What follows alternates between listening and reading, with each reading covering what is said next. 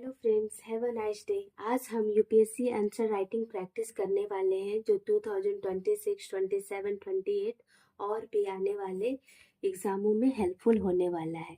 ये BPSC answer writing में भी प्रैक्टिस हेल्पफुल रहेगा। तो आप अगर बीपीएससी का भी एग्ज़ाम देने वाले हो या यूपी पीसीएस मेंस का तैयारी कर रहे हो, तो जिसमें भी आपको थ्योरी बेस्ड लिखना हो तो आप इससे प्रैक्टिस कर सकते हैं। सबसे पहले क्वेश्चन जानेंगे वैदिक काल की सामाजिक संरचना का वर्णन। आज हमको इसके बारे में पढ़ना है। भारतीय समाज की आत्मा उसकी सामाजिक संरचना में छिपी होती।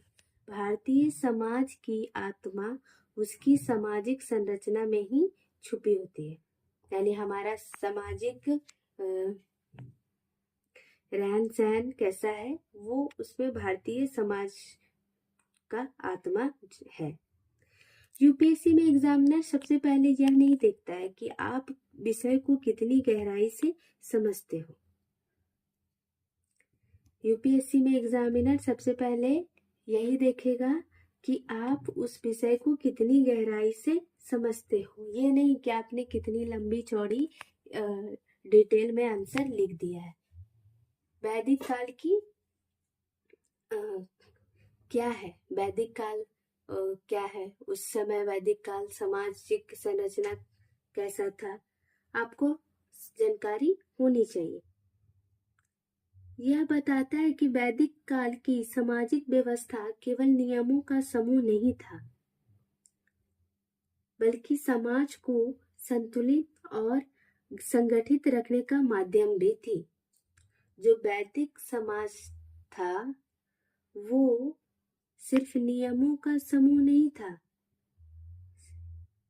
जबकि वो समाज को संतुलित और संगठित करने का माध्यम भी था। यानी वैदिक काल से ही समाज था, सामाजिक संरचना था और उसे संगठित कर भी रखा जाता था। इंट्रोडक्शन। सबसे पहले हम जानेंगे कि वैदिक समाज क्या है और वैदिक कालीन समाज क्या है। वैदिक कालीन समाज भारतीय सामाजिक व्यवस्था का प्रारंभिक और आधारभूत स्वरूप प्रस्तुत करता है। वैदिक कालीन समाज भारतीय सामाजिक व्यवस्था का प्रारंभिक और आधारभूत स्वरूप प्रस्तुत करता है। इस काल में समाज को सुव्यवस्थित रखने हेतु वर्ण व्यवस्था, आश्रम प्रणाली, पितृसत्तात्मक परिवार व्यवस्था, धर्म एवं शिक्षा को विशेष महत्व दिया गया था। यानी वर्ण व्यवस्था था कि कौन कौन सा काम करेगा। आश्रम प्रणाली भी था। पितृ यानी होता है पिता का सत्ता, पितृसत्तात्मक यानी पिता का सत्ता था परिवार व्यवस्था में, यानी परिवार में उसी समय पिता का ही सत्ता चलता था। धर्म एवं शिक्षा को विशेष महत्व दिया गया था वैदिक कालीन समाज में ही। इन सभी तत्वों से मिलकर एक ऐसी समाज संरचना का निर्माण किया जिसने न केवल तत्कालीन समाज को दिशा दी बल्कि भारतीय समाज को दीर्घकालीन स्थिरता भी प्रदान की। उदाहरण से हम समझते हैं, आश्रम प्रणाली, ब्रह्मचर्य, गृहस्थ और वानप्रस्थ संन्यास ने व्यक्ति के जीवन को चरणबद्ध रूप से बांटकर सामाजिक और नैतिक उत्तरदायित्व को संतुलित बनाए रखा।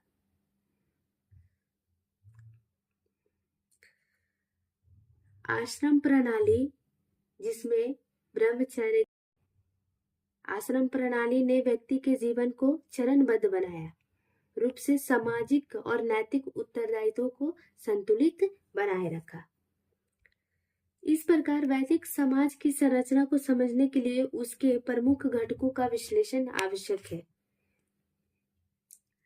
अतः कहा जा सकता है कि वैदिक कालीन सामाजिक संरचना केवल एक ऐतिहासिक अवधारणा नहीं थी, बल्कि यह भारतीय समाज की नैतिकता, कर्तव्य बोध और सामाजिक संतुलन की आधारशिला भी थी। आज भी भारतीय समाज में दिखाई देने वाले अनेक सामाजिक मूल्य इसी वैदिक व्यवस्था की देन है। चलिए हम जानते हैं कि आखिर आप आंसर राइटिंग कैसे करेंगे। सबसे पहले आपको इंट्रोडक्शन देना है। अभी हमने वैदिक काल के सामाजिक संरचना के बारे में एक्सप्लेन किया, तो इंट्रोडक्शन में आप बिल्कुल एक सटीक और स्ट्रॉन्ग पॉइंट लिखोगे जो उसके इम्पोर्टेंस को दर्शाता हो। वैदिक समाज भारतीय सामाजिक व्यवस्था का प्रारंभिक स्वरूप था। वैदिक समाज जो है भारतीय सामाजिक व्यवस्था, जो भारतीय सामाजिक व्यवस्था है उसका प्रारंभिक स्वरूप था, यानी शुरुआती स्वरूप था, जिसमें वर्ण व्यवस्था थी, पितृसत्तात्मक समाज था, आश्रम प्रणाली थी, यज्ञ और धर्म था, शिक्षा का भी महत्व था। करंट तरीके से हम जोड़ते जाते हैं।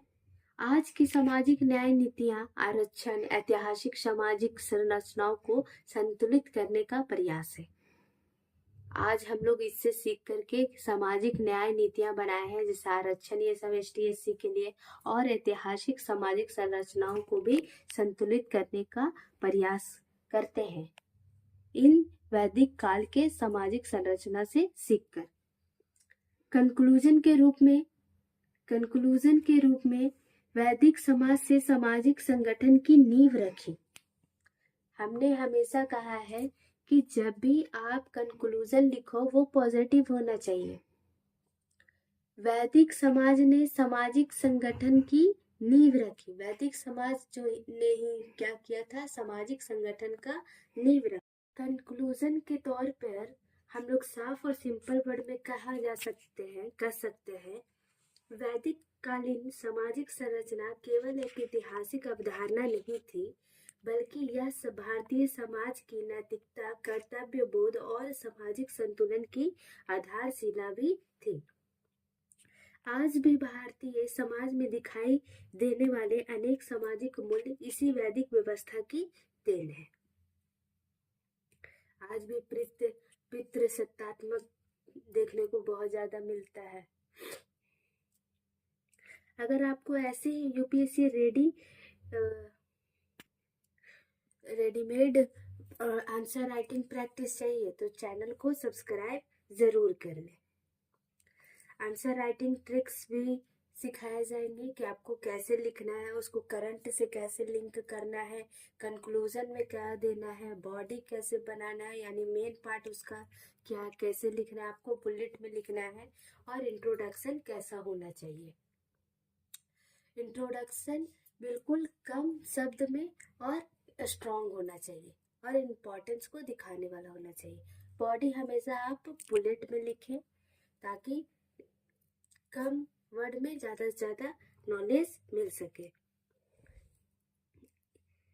चलिए इसी के साथ, क्योंकि यहाँ हम पढ़ते नहीं समझकर लिखना सीखते हैं, तो आप समझकर लिखने सीखने के लिए हमारे चैनल को सब्सक्राइब जरूर कीजिएगा, और वीडियो और ये क्लास आपको पसंद आया हो तो लाइक ज़रूर करें और फिर अपने फ्रेंड्स के साथ शेयर करें।